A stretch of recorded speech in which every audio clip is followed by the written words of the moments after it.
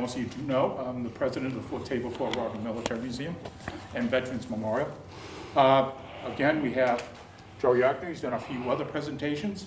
He does an outstanding job, and it's great he brings side and study, and I'm a dog lover, so that's good. We're going to have this presentation. I want you to be able to see the museum after. Please look around. Any questions? We have people always around ready to answer your questions on stuff in the museum. We have stuff that most other museums don't have. There's not very many museums who have an actual Medal of Honor sitting in the museum. Joe is going to be talking about the Yankee Division in World War II. The Yankee Division was made up of units from all around this area, started out in World War I, 1917. And I just want to thank you. Please support Cape Cod Military Museum because they're trying to get a place so they can open up their museum. It's just to the point where it's a little tough out on the Cape to get a place. Again, I'd like to present Joe Yukna. Thank you. Well, we don't have a place of our own. We are very active in the community. I do these lectures. There's a pamphlet with our lecture series. If you want to grab one, I'll talk anywhere, anytime. Business cards if you didn't get one. We had a display up on D-Day at the Falmouth Museums on the Greens, and they're closed now, but it'll be open again in the spring. It'll be up there. We had a D-Day display up in the Bourne Historical Society. We're going to do a Pacific, the end of the war display this summer at the Bourne Historical Society. So we are very active in the community. We just don't have a place of our own. And we have a lot of stories we want to tell. And here's one of them. Tonight's lecture is the 26th Yankee Division, which was formed on August 13, 1917, out of the National Guard units from all over New England under General Clarence R. Edwards. If you've been on the Cape, there's a place called Camp Edwards, and that's named after him. The Whitey served admirably in World War I. With the winds of war blowing again, the 26th was activated for federal service for 6 months on January 16, 1941. This was not a surprise to the outfit. They'd gotten rid of their underage, overage, and unfit personnel. The division was to be men 18 to 30 years old. They had sent non-coms and officers to specialty schools to prepare them to become trainers. There was a parade for the 181st Infantry out of Worcester. The parade was led by Spanish-American War veterans. That's how long ago this was. The troops wore World War I uniforms, but had new M1 Garand rifles because of the Springfield Armory was making them. Personnel were transported by train to Camp Edwards.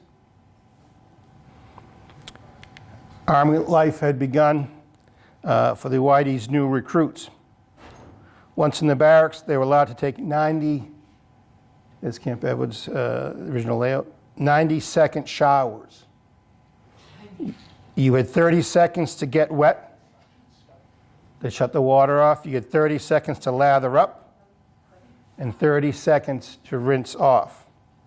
This way, everybody got warm water. I wouldn't say hot, warm water.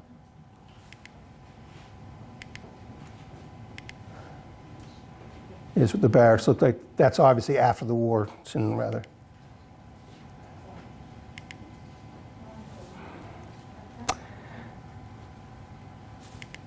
There were other indignities that they had to get used to. That's the toilets. And they had to take a shower when they got there because if you notice the earlier picture of the locomotive, most of the locomotives were still steam powered with coal dust. So when you rode a train, you had a fine covering of coal dust. In fact, silly putty actually was invented you could rub it on your clothes to get coal dust off of you after your train ride. They got so many shots that they had to help each other get dressed the day after because nobody could lift their arms. They're dressed in wool uniforms. World War I vintages included puttees. Puttees were cotton or wool wraps around the lower portion of the leg. These would invariably unwrap on marches and be stepped on by the following soldier. They were taught how to march, close order drill, military courtesies, weapons firing, including the best anti-tank gun the U.S. had at the time, the M3, 37 millimeter anti-tank cannon. If you notice, the sergeant's out of step with the troops. Here they're at Logan Field. The original Logan Field was in the middle of Camp Edwards, not at the airport. The Army life was regulated by a time when it was kept by bugle calls. There weren't clocks in every building, and only wealthy people had watches, wristwatches. They were a luxury item. There were 16 bugle calls a day. Fitness was achieved through calisthenics, obstacle courses, and hikes. The men were hiked so far and so often, a pair of shoes would last on an average of 3 weeks. The worst duty to have was KP, kitchen police. This is where 16-hour day starting at 0400. And the worst part was peeling potatoes or scrubbing pots. Potatoes were served at every meal. On the evening in the spring of 1941, 26 Yankee Division troops marched 11 miles from Camp Edwards to Lawrence Pond in Sandwich. There they silently carried 8-man rubber rafts into the water. They paddled across the pond. They seized the high grounds, protected the next wave. Subsequent waves advanced behind smoke screens and 30 caliber machine gun tracer fire. Anti-aircraft units assigned to the Yankee Division practiced on the Sandwich beaches. If you notice, there's a rocks and there's a little thing standing up on that right-hand side. That's the entrance to the Cape Cod Canal. So if you've been to the Cape, you've been by this place. Yankee Division troops captured the canal, Hyannis Airport, Monument Beach, and the village of Mashpee. They repelled attacks from Red forces, including paratroopers and amphibious tanks. In June of 41, troops were preparing for the end of their 6-month activation. Germany invaded the Soviet Union. General George Marshall extended the federal activation for another 6 months. This was quite a blow to morale. The men started to shout "Ohio" at formations to embarrass the higher-ranking officers. Ohio stood for "Over the Hill in October." In mid-August, the YD trucked up to Fort Devens for a large training exercise. Many GIs threw out folded notes saying they were lonely soldiers looking for a pen pal. More than a few romances began this way. The Fort Devens exercise was a practice for the Carolinas maneuvers on October 2nd to December 3rd. This was the largest war game to date. 500,000 troops, 4 million blank cartridges. There were tanks, artillery, airplanes, dropping flour bags for realism. And there's that beloved 37 millimeter, which, by the way, was outdated even by this time to stop German tanks.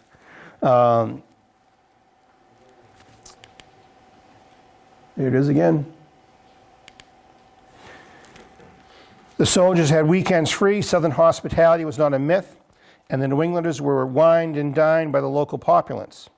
This was long before KFC, and many of the soldiers tasted fried chicken for the first time. When asked by their Southern host what the YD stood for on their shoulder patch, they said it meant "Yay Dixie." The Civil War was not ancient history to the people of World War II. The old men playing checkers in the front of the general store when they were kids would have been Civil War veterans. This is a photo from the 1913, the 50th anniversary of Gettysburg. There's a later picture of 1938 of a rebel veteran throwing a wreath out of a plane onto Gettysburg. This is also a time that many New Englanders saw Jim Crow racism in its full hideousness. This yard-long silver souvenir illustrates it plainly. In the middle of the photo has a collage of images from the maneuver. To the right, they had a Southern family, including Mammy. On the left, they had a stereotypical black family. They put other images of kids eating watermelon, picking cotton, a mule, and a shack. Prior to World War I, 90% of the African Americans south of the Mason-Dixie worked as sharecroppers or domestic servants. When they went north to work in the factories, that was a huge liberation for the African Americans of America. There's a high-tech weapon of the day, a blimp. Major General Trinsdale singled out the 26th as the best unit in the exercise, better than even regular Army divisions. After a wet, week-long slog back to Cape Cod, is the entrance to the Camp Edwards. The Yankee Division arrives at Camp Edwards on Saturday, December 6th, 1941. The men of the National Guard Division have been promised to be released and back to civilian life in a couple of days. This is the phone exchange as they're all rushing the phones to call their family to let them know to come pick them up or that they were coming home on the 7th. We all know what happened December 7th, Pearl Harbor. News came over the radio. This is actual photographs of men in Boston listening to the radio broadcast on December 7th. Uncertainty is rampant. Paul Metcalf of the 101st Infantry recalls pacing back and forth on the Bourne Bridge carrying a BAR on the night of December 7th. Units were sent to all Cape bridges to protect them from sabotage. The YD moved from Fort Rodman in New Bedford. As to what was to be headquarters for the defense of the South Coastal area. The 182nd Infantry Regiment was stripped from the Yankee Division and sent to the Pacific, eventually joined the Marical Division. Here they are marching where we are now. That's members of the 182nd that went over to Melbourne, Australia, and then to Guadalcanal. And they also fought in the Philippines. The YD became a part of the 1st Coastal Defense Command. The 1st Coastal ran from Maine to Florida. The 101st Infantry covered Maine to Rhode Island. The 181st covered Rhode Island to Washington, D.C. And the 104th covered Florida to Washington. Here is a photograph of a Yankee Division soldier protecting the beaches on Cape Cod. We don't know what town this was taken. Here's more of them on the Cape. The 1st CDC consisted of fixed defensive positions, mobile artillery, searchlights, anti-aircraft units. Soldiers were sent to guard the coast from attack and saboteurs. Troops were housed in anything from mansions to barns. They could, if needed, break into vacant cottages. The troops were rotated back to Camp Edwards for advanced training. U-boats were a very significant threat in '42. Here's a poster for a reward. Here's some Cape Codders salvaging wreckage that had washed up on the beaches. You could see oil tankers burning off the coast from our shores.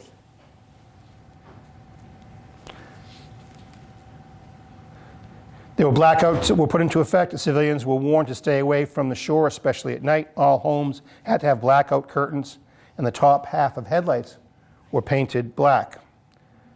In the summer months, the troops constantly encountered amorous couples in the dunes. They usually ignored them. But on the coast of Maine, one couple that could not be ignored. They had pulled up in their automobile to an edge of a rocky bluff overlooking the ocean. In his excitement, the driver failed to turn off the car's headlights. A beach patrol at the bottom of the cliff tried to get the driver to turn off the lights. Their calls went unheeded. The soldiers took careful aim and shot out the headlights of the automobile. The Nazis successfully landed 2 four-man team saboteurs in New Jersey and Florida. This act changed the Yankee Division's future.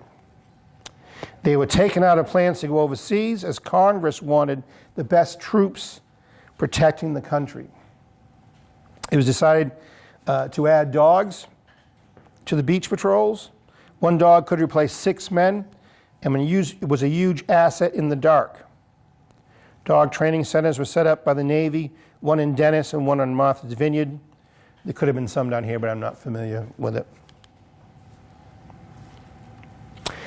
Many of the more adventurous members of the Yankee Division now decided to join other units that would be seeing action sooner. Many New Englanders with nautical experience joined the Engineer Amphibian Command, which was on Washburn Island in Falmouth. The 101st, 104th Infantry were pulled from Coastal Patrol. A third of each regiment was used to form the 328th Infantry Regiment to get the division back to the triangular 3 Infantry Regiment configuration. Replacements were then added to bring the regiment up to strength. The 181st was left, and Coastal Defense Command combat losses mounted, and members of the 181st were sent to replacements, especially for the 36th and 45th Divisions. The 101st was sent to Fort Jackson, North Carolina, and the 104th was sent to Fort Blanding, Florida. Morale was low. The entire division was now ordered to Fort Campbell, Kentucky. In steps General William Paul, the short, round-faced, raspy-voiced officer was in charge of molding the division into a fighting force. The Worcester native, graduated from Clark University in Worcester, had joined the Colorado National Guard as a 2nd lieutenant in 1916 and worked his way up to general. Reluctant to wait to meet his troops, he joined them as they convoyed to Kentucky. By August of '43, the 26th was revitalized by General Paul and the new officers he brought in. The Tennessee maneuvers were from January to April '44. Many YD veterans claim that the maneuvers were physically harder than combat, and this experience was a great help to them during the Battle of the Bulge. There was one tragedy during the vigorous training. In March 1944, elements of Company B of the 104th were crossing the rain-swollen Cumberland River. Lieutenant Dusky's boat capsized, spilling the heavily laden troops into the icy waters. Lieutenant Dunsky and 19 men drowned. On April 16th, the division heads to Fort Jackson to prepare to go overseas. The rumor mill was an extraordinary thing in World War II. Private Courtney decides to have some fun with it. At the sign shop, while waiting to have some wooden signs painted, he asked the letter maker to make a paper banner welcoming Mickey Rooney to the Yankee Division. Courtney had heard that Mickey was going to join the Army, which he did. Various people came in and out of this paint shop. By the time Courtney got back to his unit, he's met with wild stories about how Mickey was joining the Yankee Division. The troops found other ways to entertain themselves before they too could join the war. While waiting to go overseas, they read about the D-Day landings. They got a final 14-day pass, 4 for travel and 10 days at home. They boarded a train to Camp Shanks, New York, and then a ferry to Staten Island to board the U.S. Argentina. After uneventful crossing in the largest convoy of the war, they arrived at Cherbourg. The Germans had wrecked the port dock, so they had to go ashore by LCVP. They were driven to the bivouac areas down roads that have Achten Meinen signs on either side of the road. At this time, anyone with a GI's driver license was pulled to join the Red Ball Express. The Red Ball Express was a one-way convoy system designed to keep Patton's advancing Third Army supplied. There were red circles on the vehicles and along the roadways, hence the name. 75% of the drivers were colored. When the drivers returned, they told The other is about seeing these new combat boots that didn't require the canvas lace-up leggings. An officer remembers seeing crates of the new boots at Omaha Beach. A group was sent to retrieve them. Well, one GI crossed over the mine tape to investigate a French farmhouse. He stepped on a bouncing Betty mine and lost his foot. 10 men went to rescue him. One of them stepped on a mine, killing 5 and wounding the rest. Combat engineers had to demine the area before the medics could attend the wounded. This tragedy was turned into a learning opportunity. Yankee Division troops and engineers were tasked with mine removal. They removed approximately 7,000 mines in the Normandy area. Those are the new boots that they died for. The skills acquired in this endeavor proved invaluable during the Battle of the Bulge, because you could quickly get through booby-trapped roadblocks by deactivating the mines. Patton called some more troops. The 26th was to join the 3rd Army Command. Some units hated old Blood and Guts and some loved him. The 26th loved him and would say, "I served with Patton," when asked about what they did in World War II. One of the donations we got from a Yankee Division veteran, he had a G.I. Joe General Patton doll in his collection of stuff. They really, really loved him. They were to relieve the 4th Armored Division, which had just fought a tremendous tank battle with the Germans at Arancourt. Anybody remember what else happened at Arancourt? Henry V and the longbowmen and the French cavalry charge. It was a very similar situation. The Germans had Panther tanks which could destroy our Shermans at 2,000 yards, and we could barely damage them at 500. So Colonel Creighton Abrams ordered a charge of the Sherman tanks, and that's how they won the battle, is they came too quick for the Panther tanks to draw a bead on them. October 7th, the first combat casualties occurs. Brown, Conley, and Foley were the first on the casualty list. By that end of the war would number 18,000 troops. The relief of the 4th Division was finished by October 22nd. The relief was started of a strong bomb between the tankers of the 4th Armored Division and the Doughboys.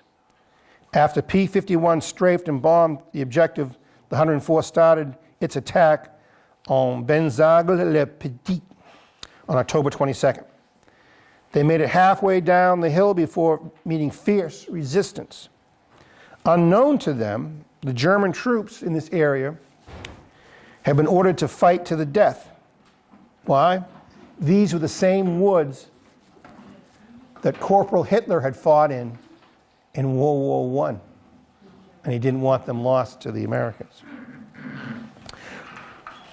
Colonel Conley stood out for his personal bravery. He added a cluster to his Distinguished Service Cross that he won in the Yankee Division in the Great War. They were probes, patrols, counter-battery fire, infiltrations by Germans the whole time the Yankee Division was in position.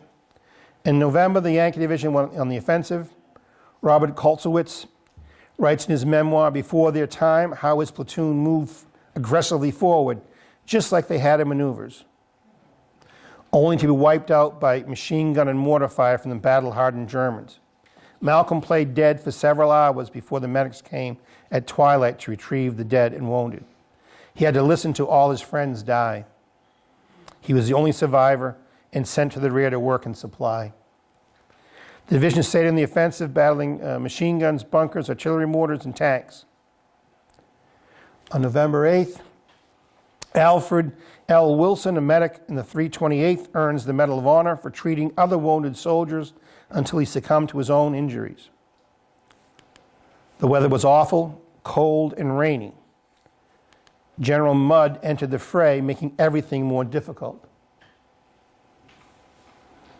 Trenchfoot was now to become another enemy to battle. Trenchfoot sufferers had to be evacuated, and sometimes the foot had to be amputated. Inspections of feet at all levels became mandatory. Changing of socks became imperative. Dry socks were stored in one's helmet. It was at this time the 761st Tank Battalion, colored, moved up to support the Yankee Division. Their come out fighting was their motto, which was based off of Joe Louis's slogan when he came out to fight Max Baer. The 761st had been held back because of prejudice against black tankers. The unintended consequence of holding the unit back for so many years, with the unit had trained together for those 3 years, much longer than most units in combat, they also got to study the after-action reports of other armored units. The tankers came up November 10th, the night before the joint attack. The troopers of the 104th talked with them and treated the tankers with respect, which is not always the case when the black tankers met other white units. The attack met fierce resistance. A Black Panther Sherman was hit. The tank commander was blown out of the vehicle. A large sergeant with the Yankee Division asked the tank commander if he's hurt. The tank commander reports, "I'm hurt bad." The Yankee sergeant exposes himself to enemy fire and drags the injured man over a berm to safety. At the last second, a Kraut pops up and kills the big sergeant with a blast from his burp gun. The 761st Sergeant survived the war and always wanted to find out what the name was of the man that had saved his life. The two units fought well together. Another Black Panther received a head wound from an artillery shell that also injured some GIs. When the tanker came to in the hospital, he was very sad because his letters and photographs were in his helmet. In the bed next to him was a grinning doughboy. His lower body was in a cast. The YD Yankee Division soldier passes the Panther his helmet filled with his letters and photographs. He had taken them from the battlefield to give it to him when he woke up. The next day, a general is visiting the hospital, asking the men how they were doing and how they get wounded. When the general gets to the black man, the black soldier with obvious head wound, he asks him, "What are you in here for? Syphilis?" The soldier is stunned, speechless, and hurt. But without missing a beat, his Yankee Division battle buddy pipes up, "Yes, he is, sir. He got it from your wife." The general left in a huff. The GI shared a laugh. The 761st achieved one of the best war records of any armored battalion and earned a presidential unit citation. The 26th was paired up with their old friends, the rested 4th Armored Division, for an assault on Saar Union. The division was trying to move together, initially caused a huge traffic jam. This may be, did anybody see the movie Patton, George Scott, when he gets out of his Jeep and starts directing traffic? This may be that traffic jam when the 4th and Yankee Division were trying to use the same roads. Another problem encountered was reluctance of inexperienced forward artillery reserves to call down fire. The Germans were able to move troops and tanks forward to counter the 4th and 26th advance because they were not sure who they were. Artillery was not started until the enemy was danger close for the fear of friendly fire. After heavy losses and many replacements, the 26th Yankee Division opened a gap in the enemy lines through which the 4th Armored Division could pour through and exploit. Somehow, a Thanksgiving Day dinner was supplied to the troops. The 4th Armored Division was able to capture the bridges across the Saar River. The 104th was attached to the 4th Armored Division to capture the high grounds on the other side of the river. The Germans mounted heavy counterattacks on Saar Union. Lieutenant Clark was on the second floor building and shot the commander of the lead tank in the column that was approaching his position. This caused all hell to break loose. Lieutenant Clark then ordered artillery strikes on his position. He remained to report accuracy and make adjustments. His own radio was destroyed, but he got another one and continued to direct fire until the enemy retired. On December 2nd, Massachusetts native Colonel Creighton Abrams of the 37th Battalion, 4th Armored Division, came into Saar Union. He's the greatest armored commander of all time and the namesake of the Abrams M1 tank. The coordinated tank and infantry attacks drove the Germans out of Saar Union. The tanks increased the infantry's firepower, and the infantry protected the tanks from German infantry and the dreaded Panzerfaust. The two units were able to advance quickly and put the Hun on the run. From November 8th to December 12th, the division advanced 45 miles, liberated 132 French towns, and inflicted 2,317 casualties and captured 2,700 POWs. Christmas came early for the 26th. They were relieved by the 87th Division and trucked back to Metz. In this photo of the 101st troops, only one, Arthur Stone from Middleborough, is in the photograph. That's how diluted the original corps had become. The Metz interlude was to reorganize the division and take on new replacements and equipment. There was one duty to perform. The Fort Saint-Jean-de-Roc was still garrisoned by German troops and needed to be contained. The fort surrendered to General Harkness. Here's the commander of the fort surrendering. Harkness was famous for his ability as a trainer, and began a program to train the troops how to break the Siegfried line. They worked with C4, flamethrowers, how to weld bunker doors closed, were conducted. This is General Harkness. Messages started to come in about the breakthrough in the Ardennes. On the 20th of December, the 26th joined the rush towards Luxembourg. The 26th was to be in the middle, with the 4th Armored on their left and the 89th Division on the right. Troops marched out on foot, with reconnaissance vehicles out in front. The recon troops scored a major coup when they captured a surprised German colonel with his marked maps. Richard Courtney, the guy who did the sign prank, set up a 57 millimeter anti-tank gun with other elements to form a roadblock. There was another 57 millimeter anti-tank gun and a Sherman tank. A group of Tiger tanks came down the road at them. All hell broke loose. The other 57 millimeter gun and the Sherman tanks were wiped out. They kept firing their gun, and then came one of the ammo borrowers would open a crate and say, "No ammo!" Why? They had loaded bottles of cognac into the sleeves the artillery shells normally was kept in when they had liberated a distillery in Saar Union. The bottles fit nicely into the cardboard tubes. The shells were hidden safely under a barn hay in France. After disabling their gun, they ran away and hid in a barn. They shared a Christmas Eve drink. Rich figured if they had not run out of ammo, they would have been killed. Conditions during the Battle of the Bulge were brutal. Nope, wrong way. Many of the veterans were sensitive to cold weather for the rest of their lives. Malcolm Fletcher, in his memoir, Not for Morbidity's Sake, when relieved from his time on a .30 caliber machine gun, could not unbend. He was stuck in a crouch. They had to tie a rope around his chest and drag him in that position to the aid station. He was literally frozen in that position. It was colder back then. Even training, there was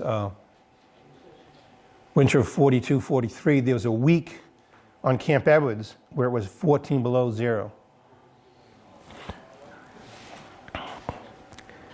He could not unbend. He talked about making a candy bar last for 3 days. That's what position he would have been in. When he got hot food, and hot food was brought to land, they ate like wolves. Then every one of them had the GI trots. Every account I've read on the fighting in the Bulge mentions having to sit in frozen crap and urine-soaked long johns. One of the most iconic photos of combat-weary GIs is of Lloyd Spencer and James Bryson of the 104th. Looks like Willie and Joe, doesn't it? Here, Private John Ellsworth carries a load of blankets to help keep the other members of the 104th warm. The German weapon the most mentioned is the Nebelwerfer, the rocket launching system the GIs named the Screaming Mimi. The easily deployed weapon system packed a wallop. Men could be lifted out of their foxholes just by the concussion, which could kill a soldier and not even leave a mark on him. Here's Sergeant Louis Dungal of Worcester holding a captured rocket. All of the hard fighting and suffering paid off as when Creighton Abrams tanks were finally able to break into Bastogne. This is a jumbo, heavily armored Sherman tank. Close on the heels of the advancing infantry were the Graves registration teams. This is a Yankee Division Graves registration team. The prank that Private Courtney played at Fort Jackson had an ironic twist. While in Luxembourg, Mickey Rooney did come and entertain troops of the Yankee Division on January 27th. The Yankee Division was relieved from the frontline fighting. While in reserve, the unit attached the 5th Ranger Battalion. The 5th Ranger was referred to as the Little YD, because if you remember, while they were in coastal patrol duty, a lot of the more adventurous men went to other units, and a lot of them went to the 5th Ranger Battalion. There was a lot of many happy reunions with old buddies. For most of the month of February, the division stayed on the defensive, ready to repel any German attack. The breather allowed them to refit and replenish. The division went on the offensive again with house fighting in Saarlouten. In early March in March 26th, it was relieved by the 65th Infantry Division. This unit had not seen any action yet, so relief was very slow and cautious. On March 13th, the Yankee Division attacked to breach the Siegfried Line in the Settling area. With excellent artillery support and tenacious infantry attacks, by the 17th of March, the 26th Division had breached the Siegfried Line and its secondary defenses. Those were stop tanks. They're called Dragon's Teeth. This marked the end of the heavy fighting for the Yankee Division. The situation became very fluid and speed was needed. The Does rode in everything imaginable and pressed German vehicles into U.S. service. One of the reasons the Germans didn't press as many American vehicles into their service was not many German soldiers could drive.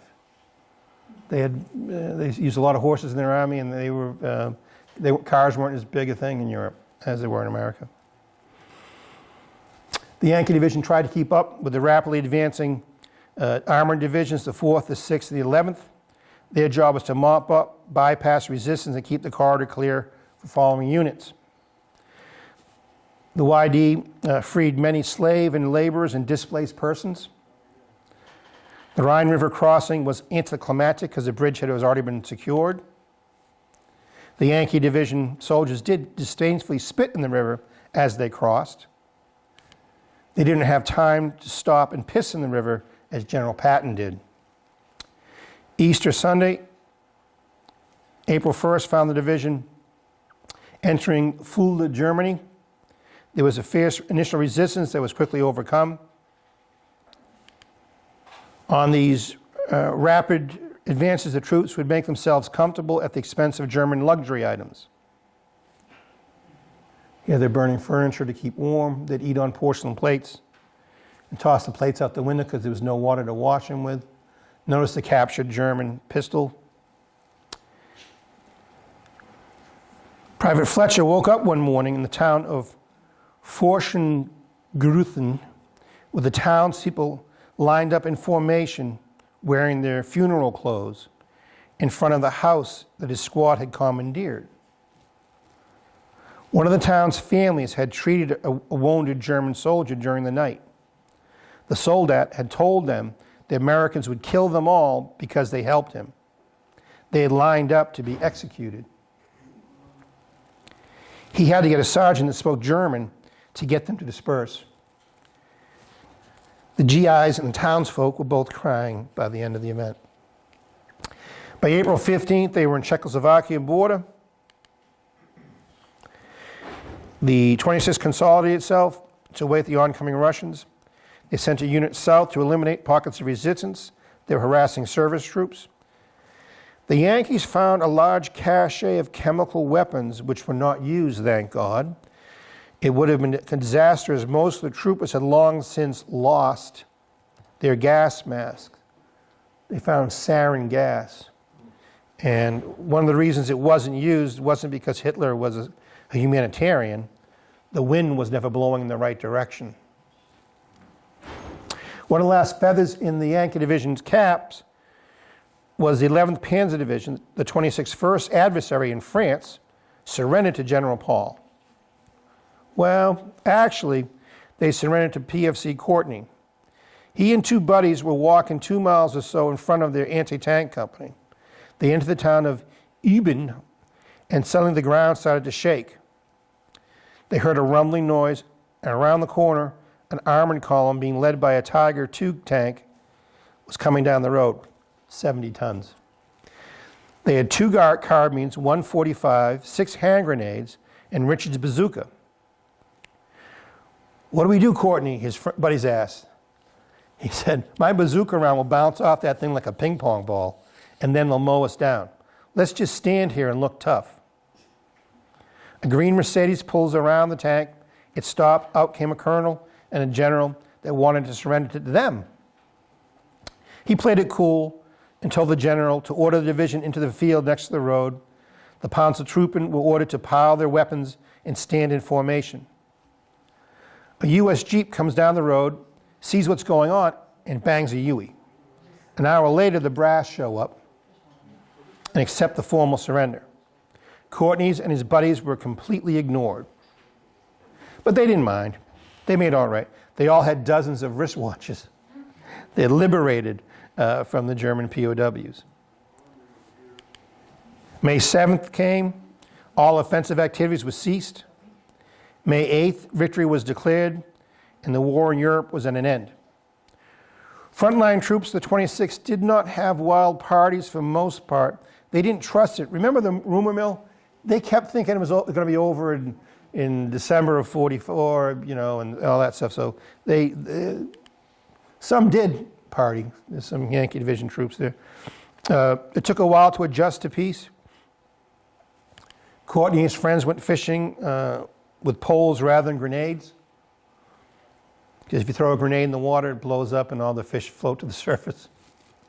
The U.S. Army did the 11th Panzer a dirty deal.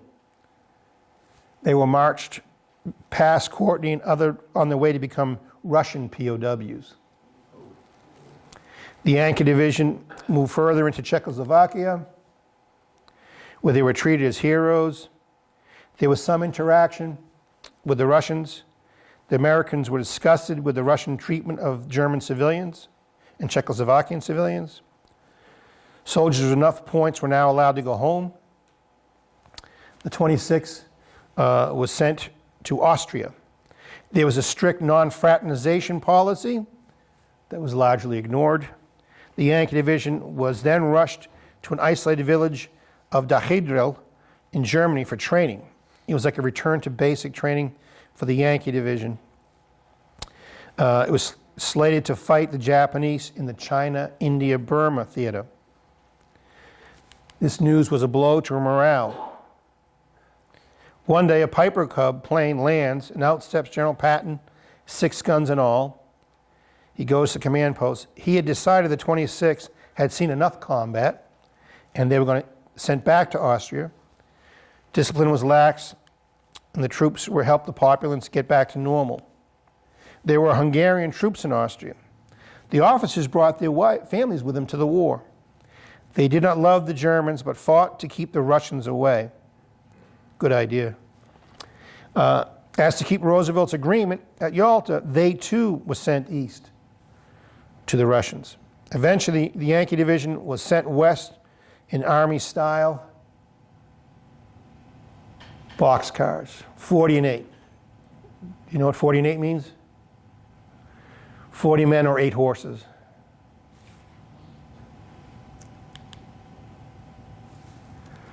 The slow train, which had to always go to sidings if a train with more priority came by, so it took a long time for them to get it. They were sent to Reims, France. The YD was housed in Reparation Camp Pittsburgh. While at Camp Pittsburgh, the 104th Infantry was awarded the Croix de Guerre for the second time in its history. It did so in World War I. There's a painting of the awarding of the Croix de Guerre to the Yankee Division in World War I in our state capital. The division was sent to Le Havre or Marseille, where they boarded Liberty ships for the trip home. All right, so that concludes the lecture. I hope you learned something. If you'd like to support the Yankee Division, if you'd like to support the Cape Cod Military Museum, you can make a donation in the cap as it goes around. Any questions, comments? I know I need to work on my pronunciation of villages and towns, but you should see the way the German words are. They're this long. See, I can help with that because I've been married to a German for almost 15 years. Ah, so you take orders well then.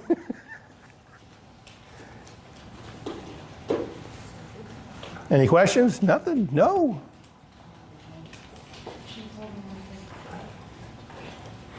So now you know why Grandpa, if he served in the Yankee Division, hated the cold and moved to Florida.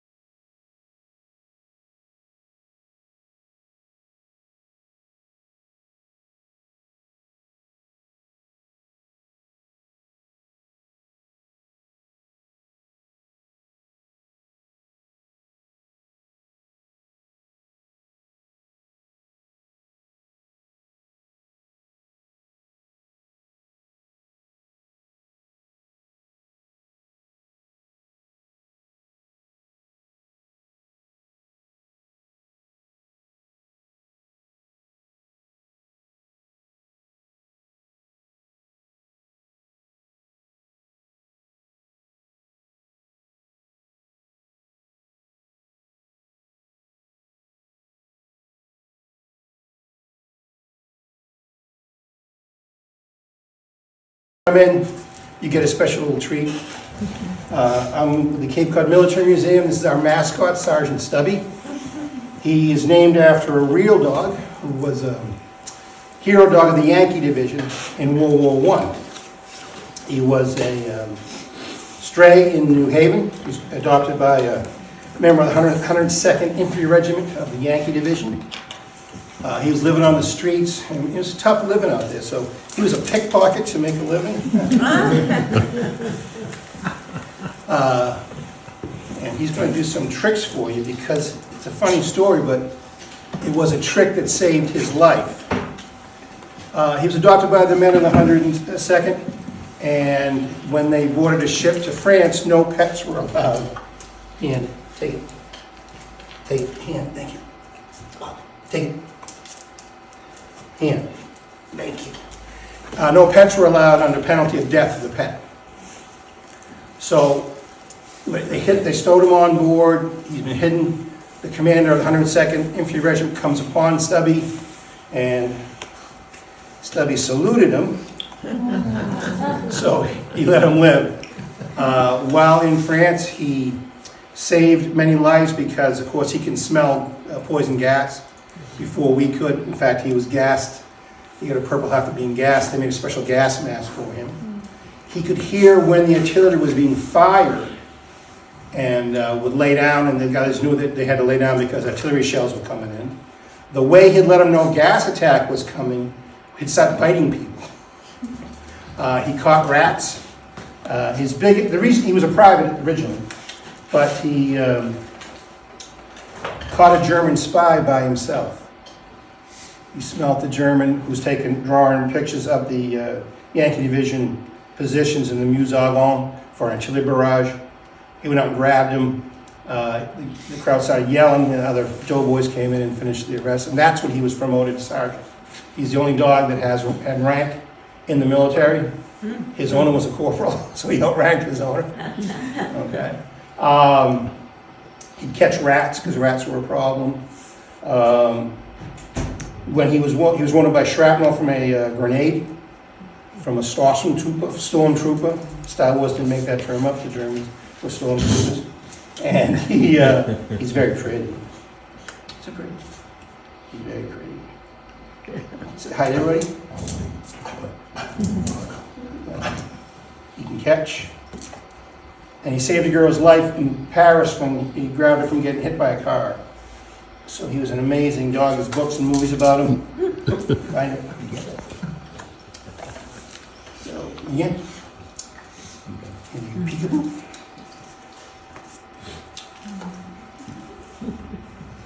My problem is I can't remember all the tricks he does. So, peekaboo.